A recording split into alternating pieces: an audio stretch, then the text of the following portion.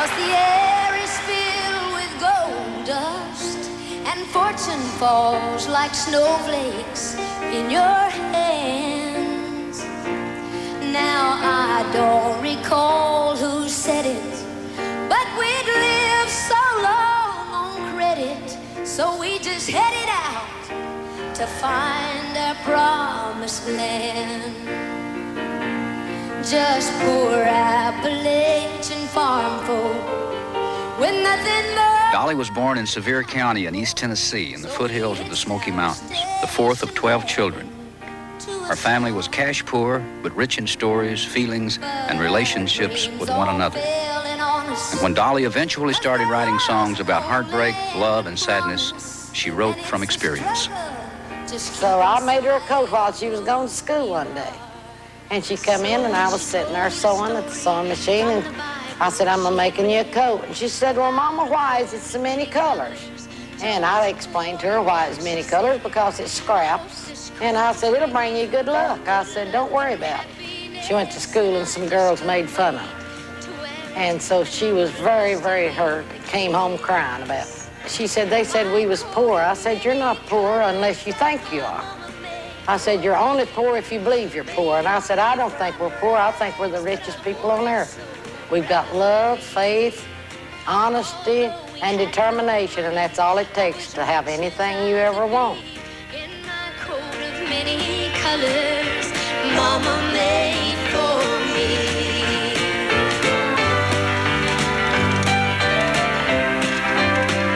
So it patches on my britches. Dolly was singing all the time, washing dishes or whatever she was doing. She'd go to bed and sing at night to the other kids.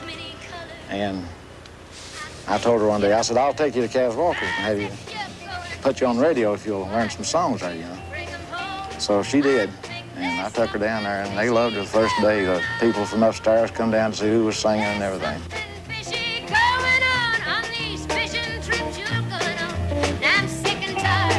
At the tender age of 13, Dolly made her first appearance on the Grand Ole Opry. After graduating high school, the first in her family to do so, she returned to Nashville to become a star. At least that was the general idea. She sang me 4 songs sitting in the floor with her guitar. And I said, you not only have a contract on the label, but you have a writing contract with our publishing arm, too. And she said, is that all there is to it? And I said, that's it.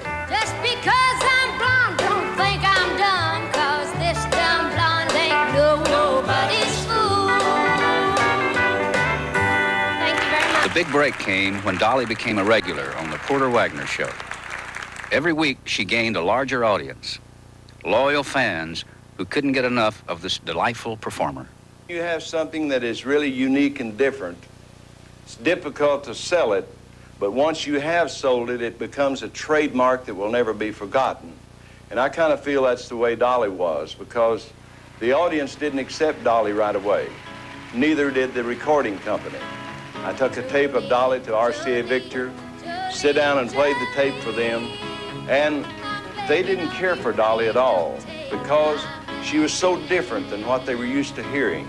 Jolene, Jolene, Jolene, Jolene, please don't take him just because you can. Before long, Dolly was singing and writing for RCA Records.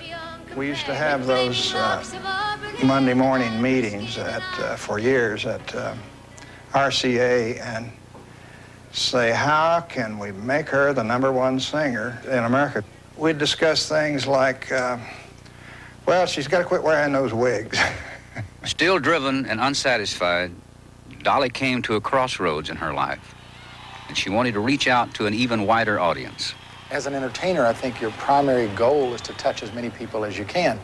And we both really enjoyed the opportunity to sing songs that are multimedia, that touch different markets. Some country fans resented this change, but Dolly was doing what she felt had to be done. As she said, she wasn't leaving country, but taking country with her. She had to cross over because she belongs to the world. Not only did Dolly cross over into pop music, her career zoomed into overdrive, and she crossed over into the movies, with the same natural charm, warmth, and beauty that filmgoers loved. What a bargain. Dolly not only acted, she wrote and sang the soundtrack. I remember the very first day that we got together to rehearse, and we all came together to read the script. And lo and behold, Dolly had memorized the entire script, all the stage directions, and everyone else's part. I'd made about 36 films. I had never met anyone that had memorized an entire script. She thought she was supposed to do that. Dolly has recorded 60 record albums that have sold as quickly as they could be put on the shelves. She's won 3 Grammy Awards, had 24 #1 singles, 5 gold and 6 platinum records. And Dolly has graced the covers of America's favorite magazines and has also starred in numerous network and made-for-cable television specials.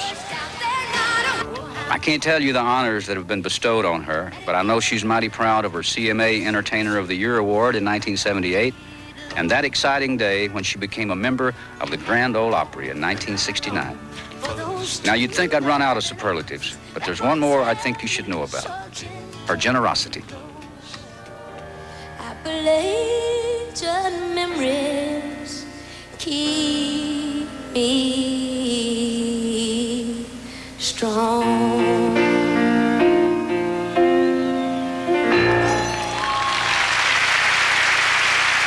One time Dolly was asked what she'd like to be remembered by, and she said, "I want to be somebody that left something good behind for somebody else to enjoy." And Dolly Parton, you've done just that.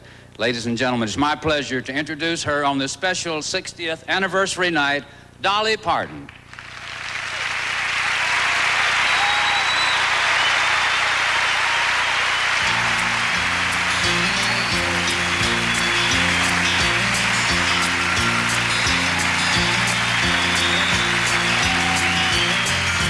Back through the years I go wandering once again, back to the seasons of my youth. And I do recall this box of rags that someone gave us, and how my mama put the rags to use. Now there were rags of many colors, but every piece was small, and I didn't have a coat, and it was way down in the fall. So mama sewed the rags together, sewing every piece with love. She made my coat of many colors that I was so proud of. While mama sewed, she told a story from the Bible she had read about a coat of many colors Joseph wore, and then she said, "I hope this coat will bring you good luck and happiness." And I just couldn't wait to wear it, and mama blessed it with a kiss.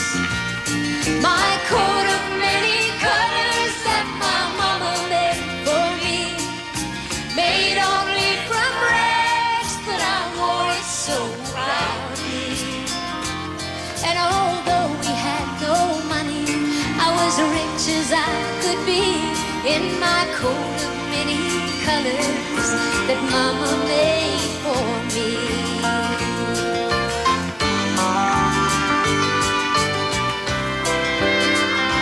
So with patches on my breeches and holes in both my shoes, in my coat of many colors, well, I hurried off to school just to find the others laughing and making fun of me and my coat of many colors that mama made for me. And oh, I couldn't understand that, 'cause I felt I was rich.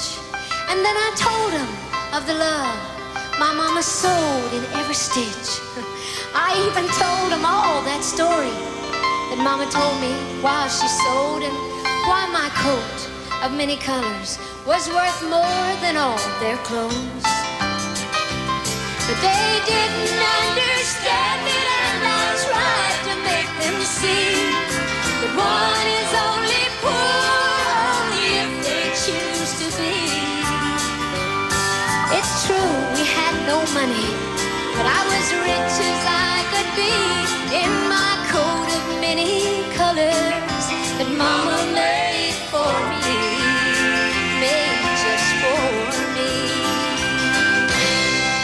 God bless you. Thank you.